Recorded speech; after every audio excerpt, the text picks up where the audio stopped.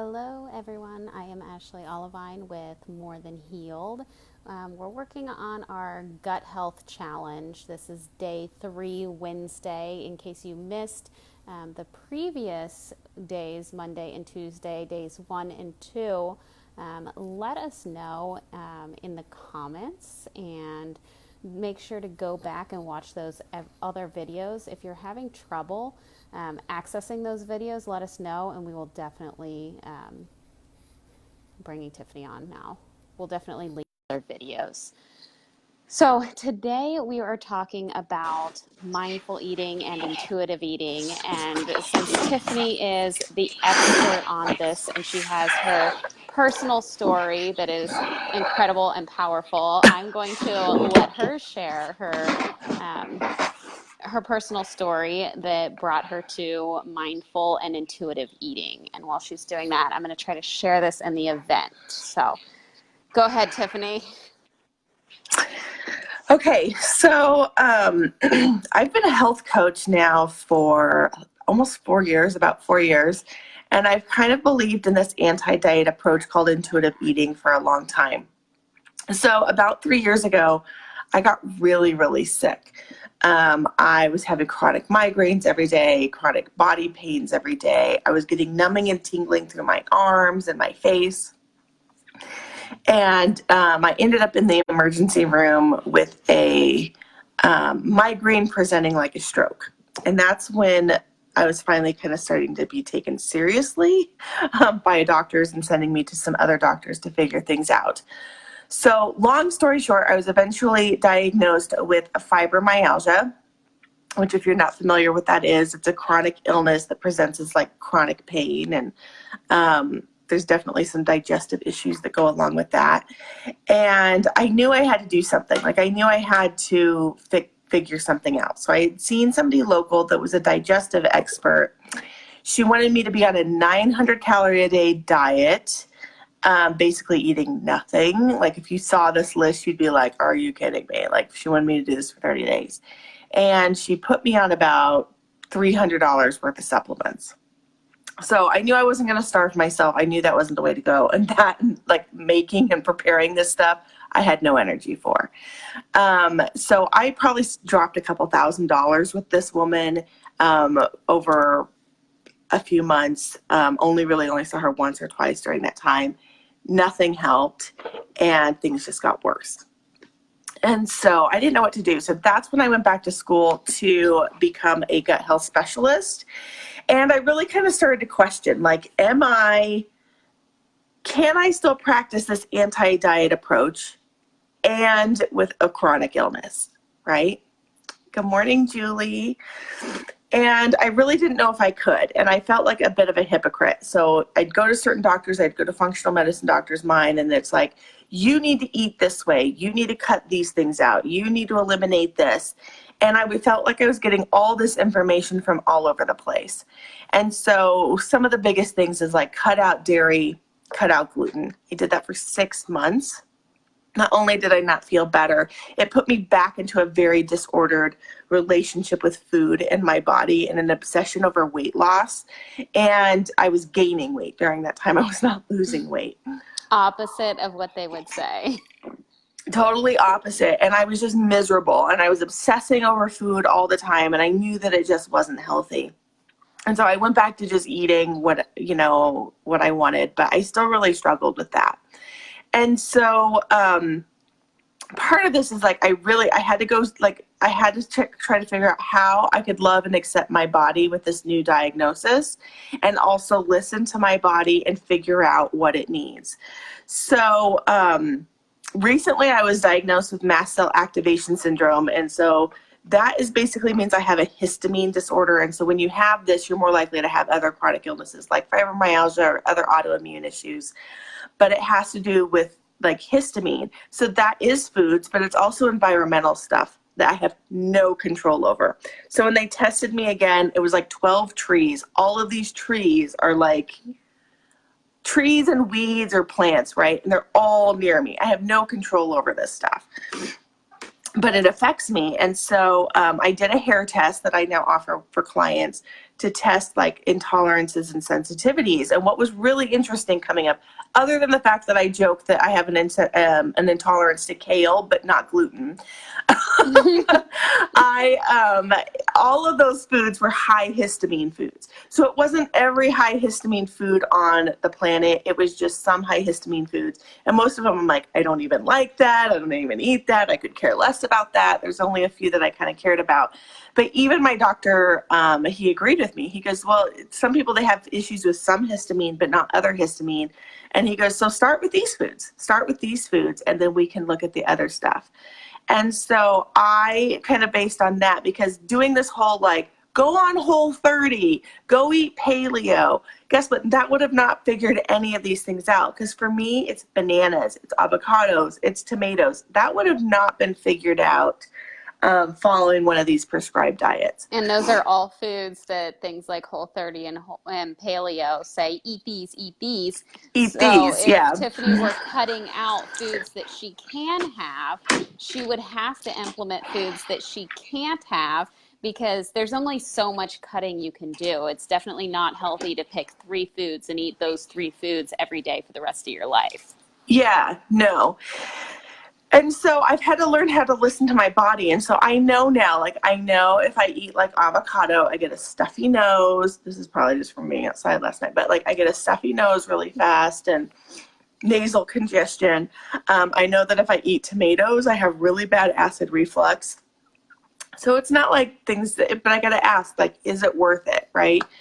And I still have that choice. It's not like this, you could never eat this ever again. It's like I have the choice, but I also know how my body's going to respond if I do eat it. And so that's why I kind of take a very different approach to gut health, because it's still about eating mindfully and taking this anti-diet approach and listening to your body, also while healing from the inside out. So I don't put these labels on, this is good food, this is bad food. This is, I don't do that, but we focus on how your body feels when you eat certain things. And it's important to note that if Tiffany decides she's going to have some guac with, obviously it's avocado, and she makes that decision for herself, she's not a bad person. She's not making a mistake. She just says, oh, I'd really like to eat this, and I'm okay with having that stuffy nose. And diet culture would tell me, probably not about avocados, but be like, you're really you're eating bread. You're That's a bad. failure. You're a bad person. That's what's wrong with you. You know what I mean? You don't have enough willpower, and it has nothing to do with that. And you did something wrong. You made a mistake. That's not what it's about. It's about listening to our bodies and making that decision. Do I want to eat this, and do I not want to eat this? And I've gone through similar things where I know certain foods will make me feel bad, and sometimes I eat them. Usually I choose not to, because I don't want to feel bad, but it's a journey trying to figure out which foods make us feel bad and which foods don't. And it's different for every single person. So to just put like this blanket state, like, you can't eat this because you have this, or nobody should eat that, it's just not the way it goes. Even people who have the same condition, and sometimes it changes over time. So there are foods that I used to not be able to eat when I was sick, and now that I'm in remission, I can tolerate them no problem. Yeah.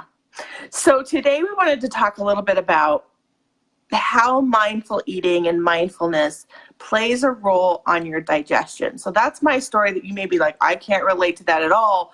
But being able to listen to your body and eat mindfully plays a huge part of digesting your food properly.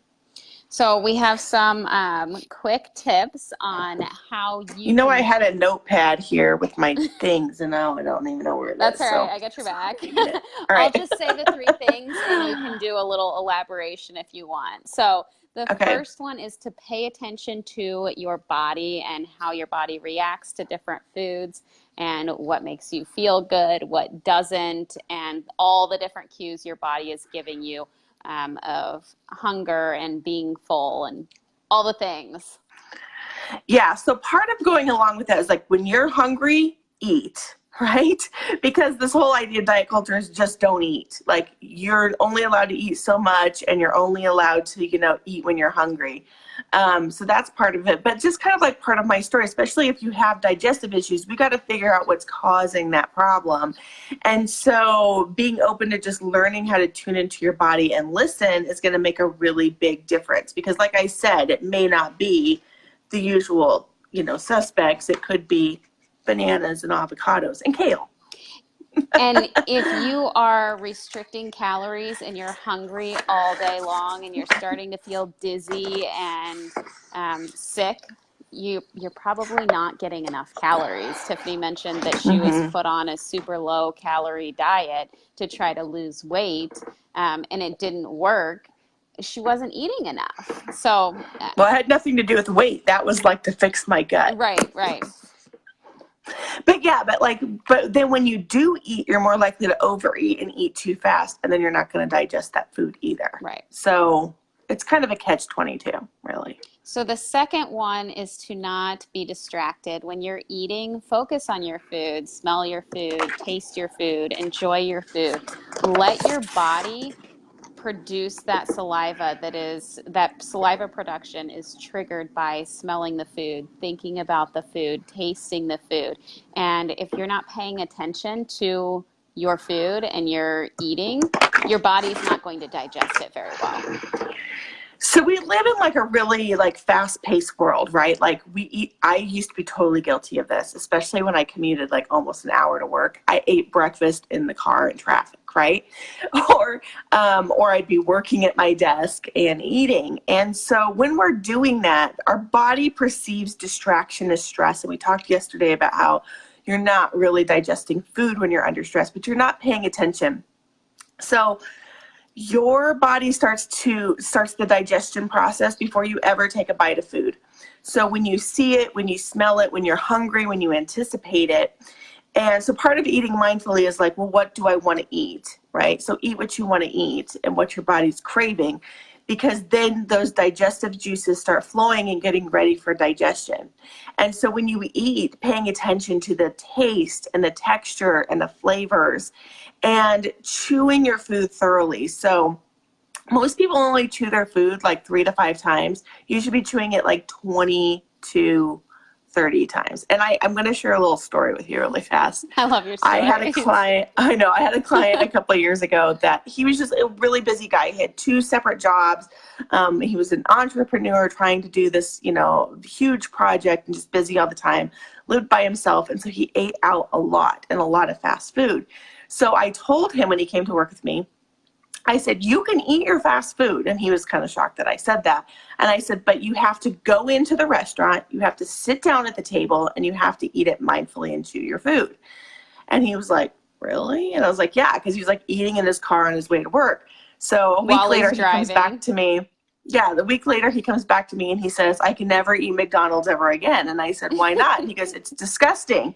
When I actually chewed my food and paid attention to it was disgusting. And I was like, interesting how that works, right? Because we're so busy just like, that we're not paying attention. You don't even and notice. Therefore, then we're not digesting. And so I don't say that to like shame fast food or whatever. I'm just saying that when we pay attention, it really makes a difference in breaking down our food.